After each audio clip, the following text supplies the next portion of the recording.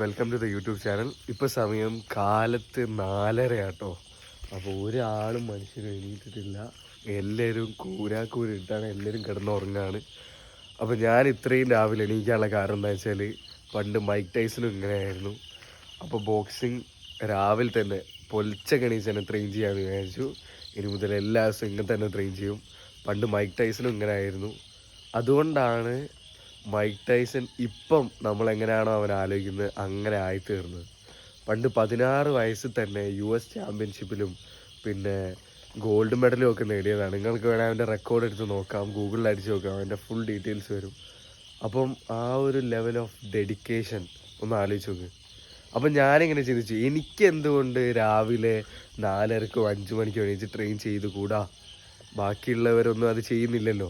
ഇതിപ്പോൾ ഞാനിപ്പോൾ റിങ്ങിലിറങ്ങുകയാണെങ്കിൽ എൻ്റെ അപ്പോണൻ്റ് എന്തായാലും അവനെന്താ വട്ടാണോ എല്ലാ ദിവസവും രാവിലെ 4:30 എണീച്ച് ബോക്സിങ് ട്രെയിൻ ചെയ്യാൻ? അപ്പം എന്താ പറയുക, എനിക്ക് അതൊരു അഡ്വാൻറ്റേജ് ആയില്ലേ, ഒരു സ്ലൈറ്റ് എഡ്ജ് ആയില്ലേ അവനെക്കാട്ടിലും. അപ്പോൾ എല്ലാ ദിവസവും രാവിലെ 4:30 ഇതാണ് അവസ്ഥ. കൂരാക്കൂരി ഒരാളും മനുഷ്യനില്ലാത്ത സമയത്ത് രാവിലെ എണീച്ച് ഓടുക, വർക്കൗട്ട് ചെയ്യുക. ഫുൾ എക്യുപ്മെൻറ്റ്സ് ഇതിൻ്റെ അകത്തുണ്ട്. വർക്കൗട്ട് ചെയ്യാനുള്ള ബോക്സിങ് ഗ്ലവ്സ് ഒക്കെ സെറ്റാക്കണം. പിന്നെ വെയ്റ്റ് ട്രെയിനിങ് ചെയ്യുക, പിന്നെ കാർഡിയോ സ്റ്റാമിന ഒക്കെ ഇൻക്രീസ് ചെയ്യുക, എല്ലാ തരത്തിലുള്ള ട്രെയിനിങ്ങും ചെയ്യുക.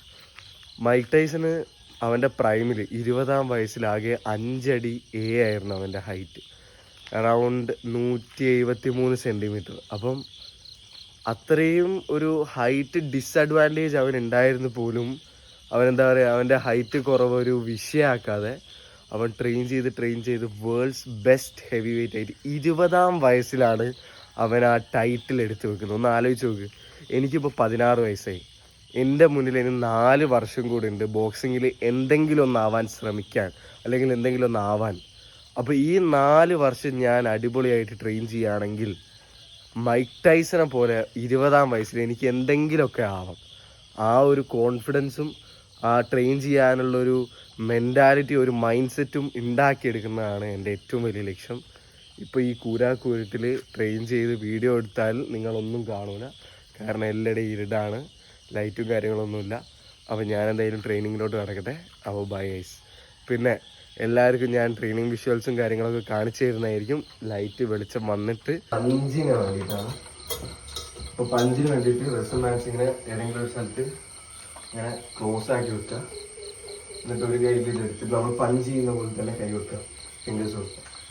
എന്നിട്ട് ആ ഒരു ബോക്സിങ് സ്റ്റാൻസിൽ നിന്നിട്ട് പഞ്ച് ചെയ്യുന്ന പോലെ.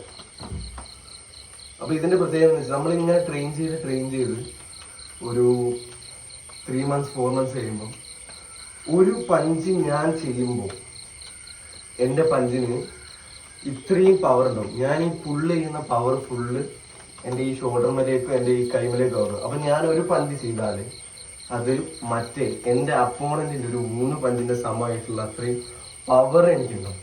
അതിന് വേണ്ടിയിട്ടാണ് ഞാൻ ഇങ്ങനെ ട്രെയിൻ ചെയ്യുന്നത്.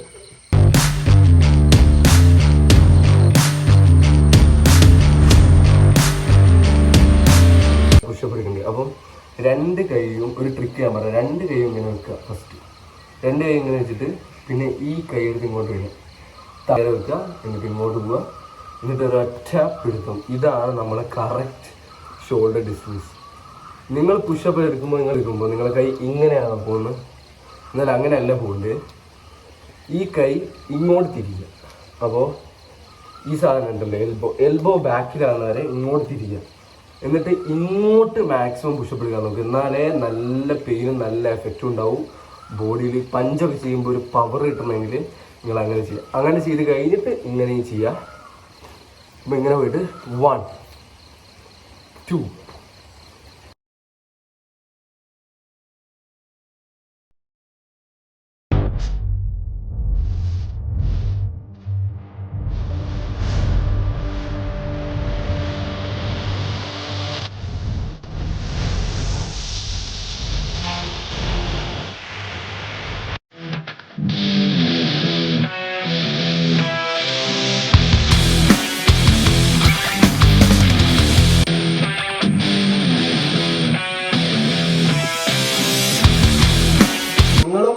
നിങ്ങളിലുള്ള ആരെങ്കിലും ഒക്കെ ഇങ്ങനെ ബോക്സിംഗ് ചാമ്പ്യന്മാരോ അല്ലെങ്കിൽ ഇങ്ങനെ മാർഷൽ ആർട്സ് ട്രെയിൻ ചെയ്യുന്നവരോ ഉണ്ടോന്ന് ശ്രമിക്കുക, ഉണ്ടോന്ന് നോക്കുക. Search for it. ഒരു കോട്ട് ഉണ്ട്, when the dream is pure and the hustle is real, the world finds a way to cheer you on. എന്നുവെച്ചാൽ നമ്മുടെ സ്വപ്നം യാഥാർത്ഥ്യമാണെങ്കിൽ, പിന്നെ നമ്മളുടെ കഷ്ടപ്പാട് റിയൽ ആണെങ്കിൽ ഈ ലോകം മുഴുവൻ നമ്മളെ ചെയർ ചെയ്യും, ഈ ലോകം മുഴുവൻ നമ്മളെ സപ്പോർട്ട് ചെയ്യും. അപ്പോൾ ആ ഒരു മൈൻഡ് സെറ്റ് എപ്പോഴും വേണം. ഇരുടൊക്കെ പോയി. ഈ കരിങ്കല്ലുണ്ട് ഇവിടെ. ഈ കരിങ്കല്ല് ജമ്മാക്ക് വേണമെന്ന് പറഞ്ഞിട്ട് കല്ല് ഉണ്ടാക്കൂലേ, അപ്പോൾ അതിന് വേണ്ടിയിട്ട് ഈ കരിങ്കല്ല് വേണമെന്ന് പറഞ്ഞു. ഈ കരിങ്കല്ലെടുത്ത് അങ്ങോട്ട് ഷിഫ്റ്റ് ചെയ്യണം. അപ്പോൾ അത് ചെയ്യുമ്പം ഒരു ഇതായി ഉമ്മാക്ക് തിരുമ്പാൻ കല്ലുമായി. ഇത്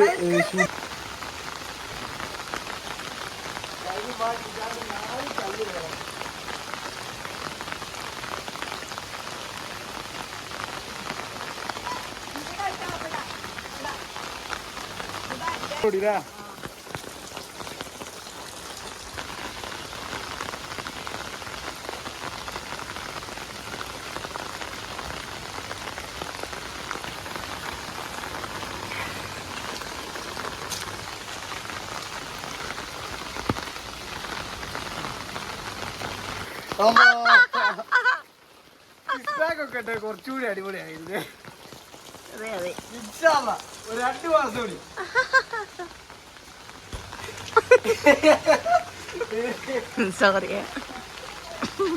ഹലോ ഗൈസ്, അപ്പോൾ ഇത്രയേ ഉള്ളൂ ഇന്നത്തെ വ്ളോഗും വിശേഷങ്ങളും ഒക്കെ. ഇന്ന് Day 3 ആയിരുന്നു ബോക്സിങ്ങിൻ്റെ. എന്തായാലും ഇനിയും ട്രെയിൻ ചെയ്യണം, ഇനിയും അടിപൊളിയാക്കണം. നാളെയും രാവിലെ എണീക്കണം.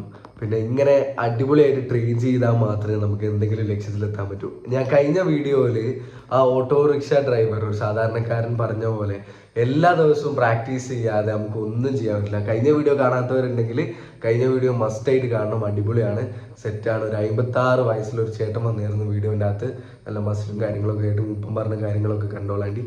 പിന്നെ ഈ വീഡിയോൻ്റെ താഴെ നിങ്ങൾ കമൻറ്റ് ചെയ്യുക, ഇനി എങ്ങനത്തെ ടൈപ്പ് ട്രെയിനിങ് ആണ് ഞാൻ ചെയ്യേണ്ടത്, എന്തൊക്കെയാണ് ഞാൻ ചെയ്യേണ്ടത്, എന്തൊക്കെ ചെയ്താലാണ് ഒരു അടിപൊളി ബോക്സർ ആകാൻ പറ്റുക. പിന്നെ നിങ്ങളെ ഫേവറേറ്റ് ബോക്സർ ആരാണ്, മൈക്ക് ടൈസനെ നിങ്ങൾക്ക് അറിയോ, ഇതെല്ലാം കമൻറ്റ് ബോക്സിൽ നിങ്ങൾ ഷെയർ ചെയ്യണം. പിന്നെ ഈ വീഡിയോ ലൈക്ക് ചെയ്യണം, കമൻറ്റ് ചെയ്യണം. എനിക്ക് ഒരു ഫീഡ്ബാക്ക് കിട്ടും, നിങ്ങൾ എൻ്റെ വീഡിയോ കണ്ടു, നിങ്ങൾ കമൻറ്റ് ചെയ്യുന്നുണ്ട്, ആൾക്കാർക്ക് ഇഷ്ടമാവുന്നുണ്ട് എന്ന്. പിന്നെ സബ്സ്ക്രൈബ് ചെയ്യണം, ആ ബെല്ലൈക്കണോ അടിച്ച് പൊട്ടിച്ചേക്ക്. അപ്പോൾ okay, thank you all, bye bye, see you next time.